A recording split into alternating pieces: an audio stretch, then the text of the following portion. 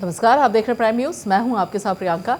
योगी सरकार के दूसरे कार्यकाल का दूसरा बजट वित्त मंत्री सुरेश खन्ना ने पेश किया और सुरेश खन्ना ने 6,90,242 करोड़ 43 लाख रुपए का ये उपयोगी बजट यानी कि जंबो बजट सदन में रखा है।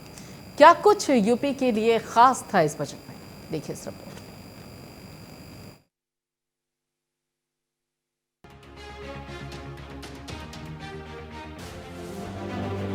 उत्तर प्रदेश के वित्त मंत्री सुरेश कुमार खन्ना ने विधानसभा में वित्त वर्ष 2023-24 का बजट पेश कर दिया है। योगी सरकार का ये बजट 6,90,242 करोड़ 43 लाख का है। बजट में किसानों, महिलाओं और युवाओं का खास ख्याल रखा गया। वित्त वर्ष 2023-24 के बजट में स्वामी विवेकानंद युवा सशक्तिकरण योजना के पात्र छात्र छात्राओं को टैबलेट स्मार्टफोन देने के लिए 3,600 करोड़ की व्यवस्था प्रस्तावित है।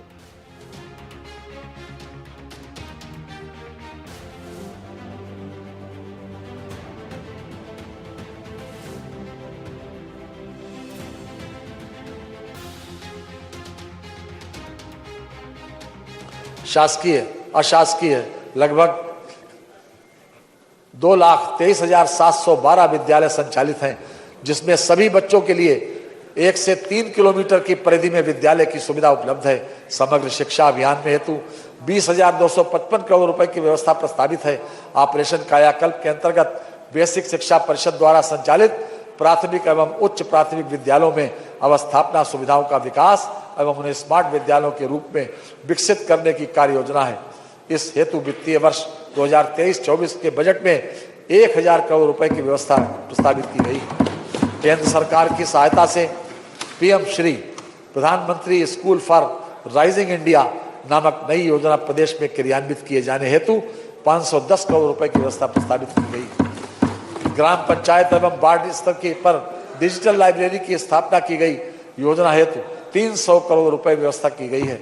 गरीबी रेखा के ऊपर के लगभग 28 लाख छात्र छात्राओं को निःशुल्क यूनिफॉर्म वितरण हेतु 50 करोड़ रुपए की व्यवस्था प्रस्तावित है। परिषदीय प्राथमिक एवं उच्च प्राथमिक विद्यालयों के कक्षा 1 से 8 तक अध्ययनरत लगभग 2 करोड़ छात्र छात्राओं के उपयोगार्थ निःशुल्क स्वेटर एवं जूता मोजा उपलब्ध कराने हेतु 650 करोड़ रुपए की व्यवस्था प्रस्तावित है। कक्षा 1 से 8 तक छात्र छात्राओं को निःशुल्क स्कूल बैग उपलब्ध कराए जाने हेतु 350 करोड़ रुपए की व्यवस्था प्रस्तावित है। बनटंगिया गांव में प्राथमिक एवं उच्च प्राथमिक विद्यालयों के संचालन एवं निर्माण हेतु 11 करोड़ रुपए की व्यवस्था प्रस्तावित है। 984 करोड़ 54 लाख रुपए की व्यवस्था प्रस्तावित है।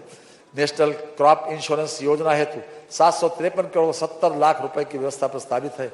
उत्तर प्रदेश मिलेट्स पुनरुद्धार कार्यक्रम के क्रियान्वयन हेतु 55 करोड़ 60 लाख रुपए की व्यवस्था की गई।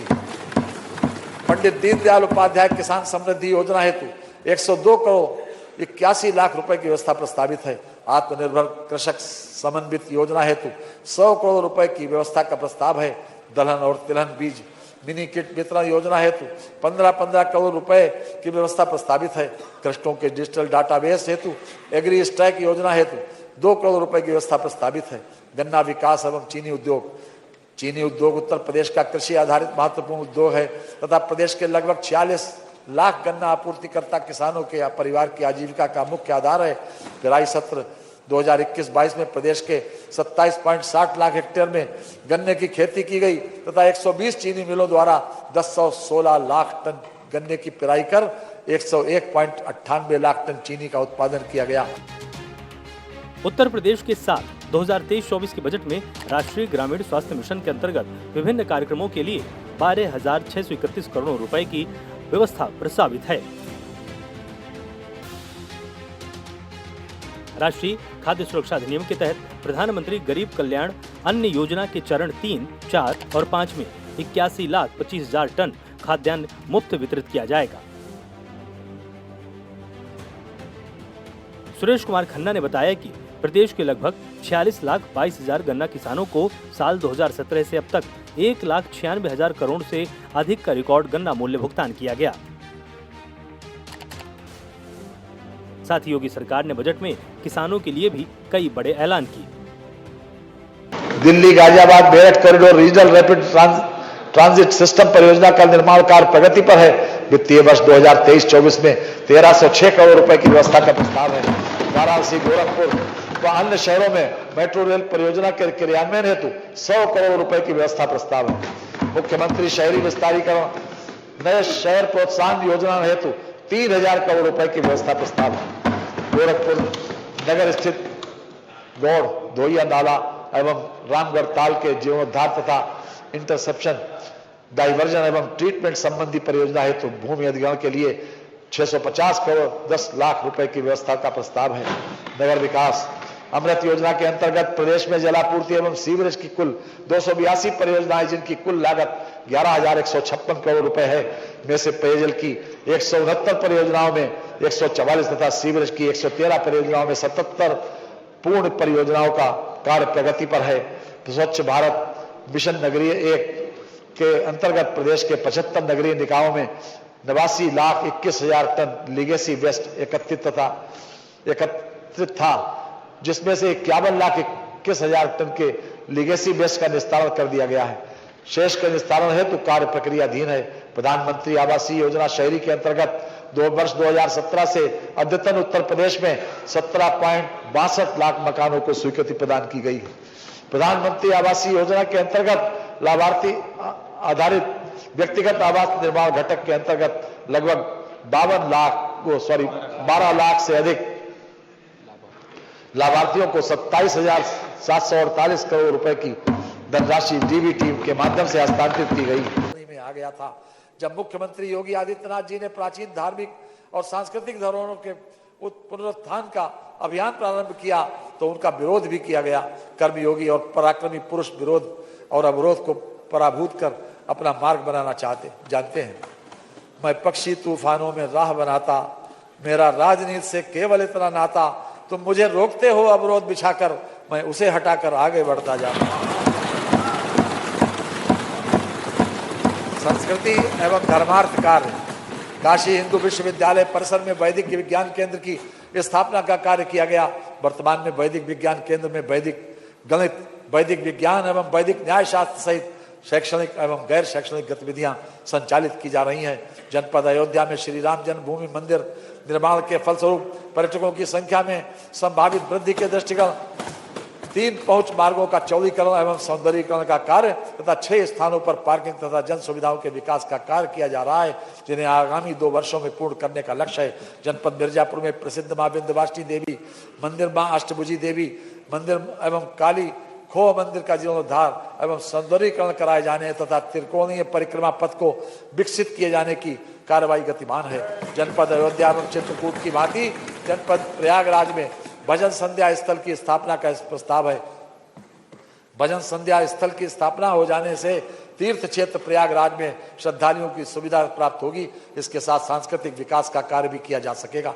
जनपद सीतापुर में प्रसिद्ध तपोस्थली नैमिषारण्य में वेद विज्ञान अध्ययन केंद्र की स्थापना किए जाने का प्रस्ताव है। वेद विज्ञान अध्ययन केंद्र की स्थापना से वेदों एवं पुराणों में संरक्षित ज्ञान को आम जन के बीच ले जाने हेतु अध्ययन कार्य किया जाएगा। पर्यटन उत्तर प्रदेश के पर्यटन की अपार संभावनाएं हैं। प्रदेश में पर्यटन गतिविधियों से उत्तरोत्तर वृद्धि हो रही है।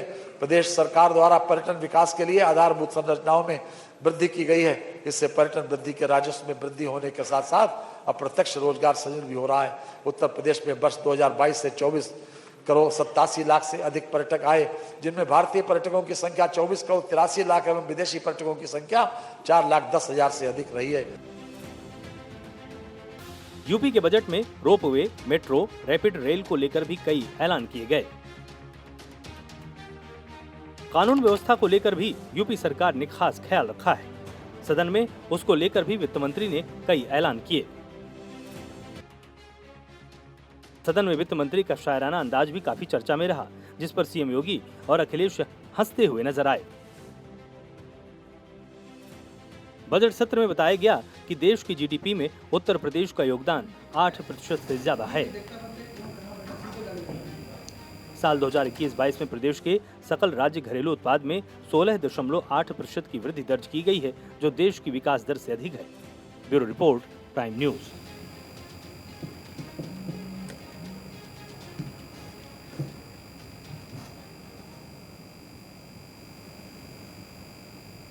उत्तर प्रदेश के वित्त मंत्री सुरेश खन्ना के विधानसभा में बजट पेश करने के बाद बजट पर तमाम विपक्षी दलों की प्रतिक्रियाएं आ रही हैं। इस बजट के बाद सीएम योगी आदित्यनाथ ने भी प्रतिक्रिया दी और सीएम योगी ने कहा कि अंत्योदय के प्रण और समग्र विकास के संकल्प को आकार देता ये बजट उत्तर प्रदेश को देश की सबसे बड़ी अर्थव्यवस्था बनाने में मील का पत्थर साबित होगा।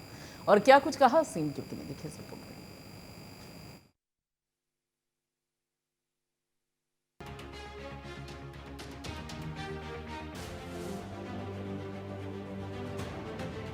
योगी सरकार के दूसरे कार्यकाल का ये दूसरा बजट है।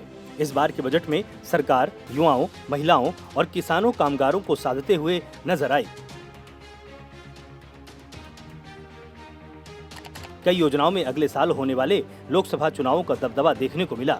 बजट पेश होने के बाद सीएम योगी ने प्रेस कॉन्फ्रेंस की और सरकार की उपलब्धियों को गिनाया।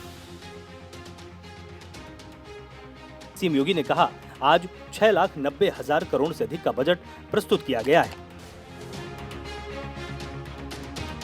वित्तीय वर्ष 2016-17 में जो बजट प्रस्तुत हुआ था वो 3,40,000 करोड़ का था। पिछले 6 सालों में 2 गुने से अधिक की वृद्धि प्रदेश के बजट में हुई। सीएम योगी ने साफ शब्दों में कहा कि यूपी की इकोनॉमी को अव्वल बनाएंगे। बीच में यहाँ पर उद्यमियों ने, कृषकों ने, अलग अलग एमएसएमई सेक्टर ने जो यहाँ पर उन्हें ऋण वितरित किए गए वह लगभग 9,50,000 करोड़ रुपए से अधिक का था। और ये अगर आप इस वित्तीय वर्ष में देखेंगे इसकी प्रोग्रेस भी काफी अच्छी है और इसे हम आगे बढ़ाने का कार्य कर रहे हैं। मित्रों, उत्तर प्रदेश के अंदर अगर आप देखेंगे आज के इस बजट में जो घोषणाएं हुई हैं उनमें मुख्य रूप से प्रदेश के अंदर एक बड़ा भाग कैपिटल एक्सपेंडिचर के लिए है, यानी प्रदेश के अंदर इंफ्रास्ट्रक्चर डेवलपमेंट पर उस धनराशि खर्च होगी जो प्रदेश के अंदर रोजगार के सृजन में एक बड़ी भूमिका का निर्वहन करने जा रही है। हमारे पास पहले से ही 5 एक्सप्रेसवे चालू स्थिति में है। वर्तमान में गोरखपुर लिंक एक्सप्रेसवे और गंगा एक्सप्रेसवे पर काम युद्ध स्तर पर चल रहा है। आज के बजट भाषण में वित्त मंत्री जी ने झांसी लिंक एक्सप्रेसवे और बुंदेलखंड एक्सप्रेसवे को चित्रकूट तक जोड़ने के लिए चित्रकूट लिंक एक्सप्रेसवे की भी घोषणा यहां पर आज की है। और इसके साथ ही प्रदेश के अंदर पूर्वांचल एक्सप्रेसवे और बुंदेलखंड एक्सप्रेसवे में औद्योगिक क्लस्टर विकसित करने के लिए 4 क्लस्टर पूर्वांचल एक्सप्रेसवे में, 2 औद्योगिक क्लस्टर बुंदेलखंड एक्सप्रेसवे में विकसित करने के बारे में भी आज यहां पर बजट का प्रावधान किया है और उसकी घोषणा भी की है।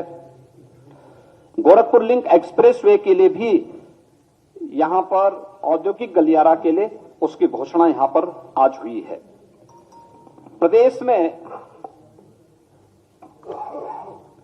किसानों को राहत देने के लिए अन्नदाता किसानों के बारे में जो हम लोगों ने लोक कल्याण संकल्प पत्र के माध्यम से भी बात की थी, इसे निजी नलकूप से जुड़े हुए जो हमारे अन्नदाता किसान हैं उन्हें हमने पिछले बजट में विद्युत बिल में 50% की छूट दी थी। आने वाले समय में हम उन्हें व्यवस्थित तरीके से 100% छूट देने की व्यवस्था करने जा रहे हैं और इसके लिए भी बजट का प्रावधान हम लोगों ने इसमें किया है। बुंदेलखंड में भारत सरकार और जर्मनी की सरकार की सहायता से एक ग्रीन एनर्जी कॉरिडोर परियोजना के लिए भी यहां पर प्रदेश के अंदर इस बजट में इसका प्रावधान करने का कार्य किया गया है। राज्य सड़क निधि से अनुरक्षण के लिए 3,000 करोड़ रुपए, औद्योगिक और जो हमारे लॉजिस्टिक पार्क हैं उनको 4 लेन की कनेक्टिविटी के लिए भी धनराशि की व्यवस्था की गई है। और इसमें एक नया मत उसमें जोड़ा गया है कि गन्ना विभाग से जुड़ी हुई जितनी भी सड़कें थी अब पीडब्ल्यूडी उनका अनुरक्षण करेगा और इसके लिए 250 करोड़ रुपए की अतिरिक्त व्यवस्था भी बजट में आज की गई है। प्रदेश के अंदर औद्योगिक विकास को बढ़ावा देने के लिए एक नई नीति आज घोषित की गई है, वह है मुख्यमंत्री औद्योगिक क्षेत्र विस्तारीकरण और नए औद्योगिक क्षेत्र प्रोत्साहन योजना। इसमें प्रदेश के अंदर इस वित्तीय वर्ष में 5,000 करोड़ रुपए की व्यवस्था की गई है, जिसमें नए औद्योगिक क्षेत्र स्थापित करने के लिए यह कार्रवाई प्रदेश के अंदर यहां पे प्रारंभ होगा। इसके अलावा झांसी बुंदेलखंड औद्योगिक विकास प्राधिकरण की भी व्यवस्था आज इस बजट में की गई है, जिसके लिए इस बजट में 5,000 करोड़ रुपए की व्यवस्था हम लोगों ने इसमें की है। PM Gatishakti national master plan multi modal connectivity infrastructure के लिए भी 1,200 करोड़ रुपए का व्यवस्था की गई है। अटल इंडस्ट्रियल इंफ्रास्ट्रक्चर मिशन के लिए 300 करोड़ रुपए की व्यवस्था की गई है। और प्रदेश के अंदर जो सिक यूनिट हमारी हैं, खासतौर पर कताई मिल्स हैं, स्टेट यार्न यूनिट हैं, स्टेट स्पिनिंग जो मिल्स हैं, राज्य वस्त्र निगम से जुड़ी हुई जो मिल्स हैं, जो एक प्रकार से बंदी के कगार पर हैं, उन सभी को हम नए औद्योगिक क्लस्टर वहां पे विकसित कर सकें, नई औद्योगिक इकाइयों को विकसित कर सकें, इसके लिए एक पॉलिसी उत्तर प्रदेश सरकार लेकर के आई है। और इसमें हम वहां पर जो कर्मचारी पहले से वहां पे कार्यरत हैं, उनके देय भुगतान के बारे में भी व्यवस्था हम लोगों ने की है। प्रदेश के युवाओं के तकनीकी दृष्टि से सक्षम और समर्थ बनाने के लिए टैबलेट और स्मार्टफोन देने की जो व्यवस्था की गई है, हम लोगों ने अब तक प्रदेश में 20 लाख युवाओं को टैबलेट और स्मार्टफोन वितरित किए हैं। पिछले बजट में हम लोगों ने प्रदेश के अपने युवाओं के लिए जो व्यवस्था की थी, 1700 करोड़ रुपए की व्यवस्था की थी, जिसके तहत 20 लाख युवाओं को हम इसके साथ जोड़ चुके हैं। इस बार के इस बजट में हम लोगों ने 3600 करोड़ रुपए का प्रस्ताव किया है, जो उत्तर प्रदेश के यूथ को प्रदेश के अंदर स्वामी विवेकानंद युवा सशक्तिकरण योजना में टैबलेट और स्मार्टफोन, ये स्नातक और प्रास्नातक युवाओं को इस सुविधा हम उपलब्ध कराने जा रहे हैं। और अगले 5 वर्ष में कुल 2 करोड़ युवा को हम इसके साथ जोड़ने का कार्य करेंगे।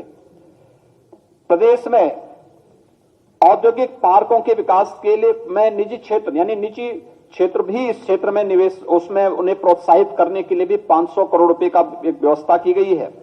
1 डिस्ट्रिक्ट 1 प्रोडक्ट के लिए भी इसमें 275 करोड़ रुपए का प्रावधान है। और भारत सरकार की विशेष सहायता प्राप्त योजनाओं के वित्तीय में, जिसमें जनपद स्तर पर यूनिटी माल की स्थापना होनी है। 1 डिस्ट्रिक्ट 1 प्रोडक्ट के जो हमारे प्रोडक्ट हैं, उनके डिस्प्ले के लिए यूनिटी माल बनेंगे, उसके लिए भी 200 करोड़ रुपए का प्रस्ताव इस बजट में किया गया है।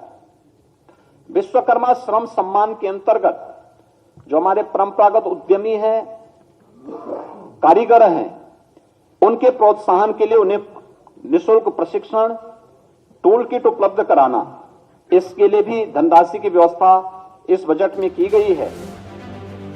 सीएम योगी ने बजट के बाद प्रेस वार्ता में कहा कि देश की सबसे बड़ी आबादी वाले राज्य यूपी में पिछले 6 सालों के दौरान सबका साथ, सबका विकास, सबका विश्वास, सबका प्रयास की भावना का प्रतिनिधित्व करते हुए प्रदेश के समग्र विकास में जो प्रयास प्रारंभ हुए, इसके पीछे प्रधानमंत्री नरेंद्र मोदी की प्रेरणा और मार्गदर्शन है। यानी इस वित्तीय वर्ष के अंत में मार्च 2023 में जब हम लोग अपने राजस्व कर को देखेंगे तो ये 2,86,000 करोड़ रुपए से बढ़कर के 2,20,000 करोड़ रुपए को पार कर रहा होगा। प्रदेश में 2016-17 में जो सेल टैक्स और वैट से कुल लगभग 51,000 करोड़ रुपए की प्राप्ति होती थी, आज सेल टैक्स और वैट नहीं बल्कि जीएसटी है। जीएसटी के माध्यम से यह राशि बढ़ करके 1,25,000 करोड़ रुपए से अधिक होने का अनुमान है इस वित्तीय वर्ष के अंत में। स्टेट एक्साइज में जो 2016-17 में मात्र 12,000 करोड़ रुपए प्राप्त हुआ था, आज ये 22-23 में 45,000 करोड़ रुपए प्राप्त होने का अनुमान है। और ये तभी संभव हो पाया जब हम लोगों ने प्रदेश के अंदर राजस्व कर की चोरी को रोकने के लिए प्रभावी उपाय किए और राजस्व संग्रह की व्यवस्था को अत्यंत ही पारदर्शी तरीके से इस व्यवस्था को प्रदेश के अंदर लागू किया। उसके कारण ये प्रदेश के अंदर हो पाया है। ये आपने देखा होगा पिछले 6 वर्ष के अंदर जो भी संभव हो पाया या इस बार के टैक्स, उसमें भी आप देखेंगे उत्तर प्रदेश की जनता पर कोई अतिरिक्त टैक्स लगाए बगैर इस दौरान हम लोगों ने पेट्रोल डीजल पर जो वैट था यूपी का, उसकी ड्यूटी को कम किया। उत्तर प्रदेश की जनता को महंगाई से राहत दिलाई। और आज अगर आप देखेंगे कि प्रदेश के अंदर एक और डीजल पेट्रोल देश के किसी भी अन्य राज्य की तुलना में सस्ता है, इसके कारण आवश्यक उपभोक्ता वस्तुएं भी प्रदेश के अंदर महंगी नहीं हुई। आम जनमानस को राहत मिला, लेकिन पारदर्शी टैक्सेशन की प्रणाली प्रदेश के अंदर लागू करने, टैक्स चोरी को रोकने और राजस्व संग्रह को बढ़ाने का परिणाम आज हमारे सामने है कि प्रदेश ने जो एक रेवेन्यू सरप्लस स्टेट के रूप में आज उत्तर प्रदेश है, और जो हमारे पास रेवेन्यू सरप्लस है उसने प्रदेश के अंदर वर्ल्ड क्लास इंफ्रास्ट्रक्चर को देने में भी एक बड़ी भूमिका का निर्वहन किया। और उत्तर प्रदेश आज देश के अंदर बेहतरीन इंफ्रास्ट्रक्चर देने में सफल हुआ है। ये विगत 6 वर्ष के अंदर प्रदेश के अंदर ये सभी चीजें प्राप्त की हैं।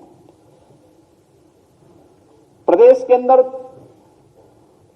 आज के इस बजट में जो चीजें आप देखते होंगे, बहुत सारी चीजों की घोषणा इसमें आज यहां पर हुई है।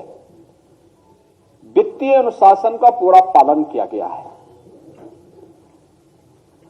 इसमें पूरे बजट में अगर आप देखेंगे कुशल वित्तीय प्रबंधन की झलक आपको प्रदेश के अंदर देखने को मिलेगी। राजकोषीय अनुशासन को बनाए रखा गया है। एफआरबीएम एक्ट के अंतर्गत प्रदेश के अंदर जो राजकोषीय जो घाटे का जो निर्धारित सीमा है वह 3.5% से कम करके वह 3.24% तक करने में हमें सफलता प्राप्त हुई है, और यह प्रदेश के अंदर वर्तमान में है। बजट के अंदर जो कुछ और चीजें महत्वपूर्ण है वह है 2016-17 में बजट का जो आकार था वह स्वयं के कर का जो उसमें रेशियो था वह केवल 33% था। यानी जो हमारा स्वयं का रेवेन्यू प्रदेश के अंदर था वो उसमें केवल बजट में 33% वो योगदान दे पाता था। शेष ऋणों के माध्यम से या फिर सेंट्रल गवर्नमेंट पे निर्भरता के माध्यम से ही हम करते थे, या फिर उसके बारे में कोई भी हम साइलेंट रह पाते थे। इसका मतलब वे सब घोषणाएं झूठी थी। लेकिन आज जो भी हम कर पा रहे हैं, बजट में दोगुने से अधिक बजट होने के बावजूद बजट को हम लोगों ने लगभग 45 से 46% जो भाग है वह स्वयं के राजस्व से आज प्रदेश प्राप्त कर रहा है। राज्य सरकार का यह बेहतर वित्तीय प्रबंधन और राजस्व चोरी रोकने के परिणाम स्वरूप आज एक बजट का बड़ा हिस्सा राज्य सरकार अपने स्वयं के स्रोतों से वहन कर रही है। 16-17 में 20% से अधिक वित्त पोषण ये ऋणों के माध्यम से होता था, लेकिन आज 23-24 का जो बजट प्रस्तुत किया गया है इसमें मात्र 16% ही ऋण के माध्यम से रह गया है। इसके अलावा प्रदेश के अंदर 16-17 में 8% जो बजट था वह पुराने ऋणों के भुगतान में खर्च होता था, और आज बेहतर वित्तीय प्रबंधन के कारण मात्र 6% जो बजट का भाग है वही हम पुराने ऋणों के को वहन करने के लिए उसका उपयोग कर रहे हैं। प्रदेश के अंदर इस दौरान अगर आप देखेंगे कि बेरोजगारी की दर के बारे में भी आज सदन के अंदर वित्त मंत्री जी ने अपने बजट भाषण में भी बहुत स्पष्ट घोषणा की कि 16-17 में उत्तर प्रदेश के अंदर अनएम्प्लॉयमेंट रेट जो था ये 17-18% था, आज ये मात्र 4% रह गया है। रोजगार की संभावनाएं बढ़ी, नए रोजगार सृजित हुए। सिक यूनिट को खासतौर पर एमएसएमई यूनिट जो उत्तर प्रदेश के औद्योगिक निवेश का एक बड़ा आधार था उसको पुनर्जीवित किया गया। वन डिस्ट्रिक्ट वन प्रोडक्ट की योजनाओं ने उत्तर प्रदेश को एक्सपोर्ट के एक हब के रूप में विकसित किया और उत्तर प्रदेश के अंदर इसके लिए हम लोगों ने केंद्र से जुड़ी हुई इन तमाम योजनाओं को लागू करने का परिणाम क्या था? उत्तर प्रदेश का सीडी रेशो बेहतर हुआ है, जो 16-17 में मात्र 46% था, आज जो 55% हो रहा है। यह प्रदेश के अंदर की वर्तमान की वित्तीय स्थिति को भी दिखाता है और साथ साथ अगर आप देखेंगे 12 से 17 के बीच में प्रदेश के अंदर कुल 5,90,000 करोड़ रुपए के ऋण वितरित हुए थे और उत्तर प्रदेश सरकार की ओर से विधानसभा में वित्तीय वर्ष 2023-24 के लिए 6,90,242 करोड़ 43 लाख का बजट पेश किया गया है। जन आकांक्षाओं के अनुरूप इस बजट में 32,721.96 करोड़ की नई योजनाएं सम्मिलित हैं। ये नए उत्तर प्रदेश का विकास उन्मुखी बजट है। Bureau report, prime news.